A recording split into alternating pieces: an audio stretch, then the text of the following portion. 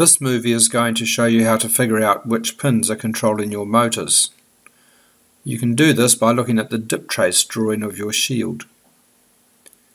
You can see all the Arduino's digital pins up this side of the picture. We are going to find out which of these pins are controlling our two motors. This thing here is the motor controller chip, or H-bridge.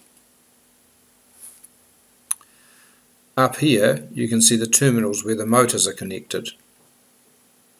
By placing the pointer over the pads on the terminal, I can see which side of the H-bridge the motor is connected to. I can see that this motor is controlled from this side of the H-bridge. And I can see that this motor is controlled from this side of the H-bridge. So one side of the H-bridge controls one motor and the other side of the H-bridge controls the other motor. Now, if I find a pad called IN1 here and hold the pointer over it, I can see it's connected to pin 6 on the shield. And if I hold the pointer over IN2 here, I can see that it's connected to pin 7 on the shield. And if I hold the pointer over 1EN,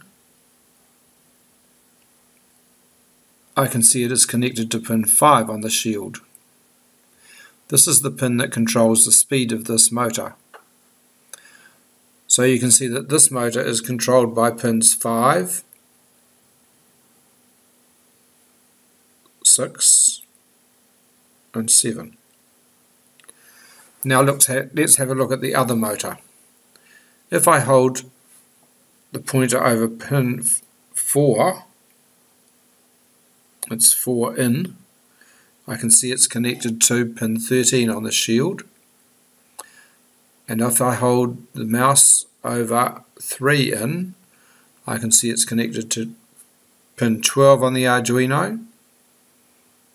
And if I hold it over 2 enable, it's pin 11 on the Arduino shield. So the motor on this side, which is this motor up here, is controlled by pins 11, 12 and 13. And pin 11 is the one that controls the speed.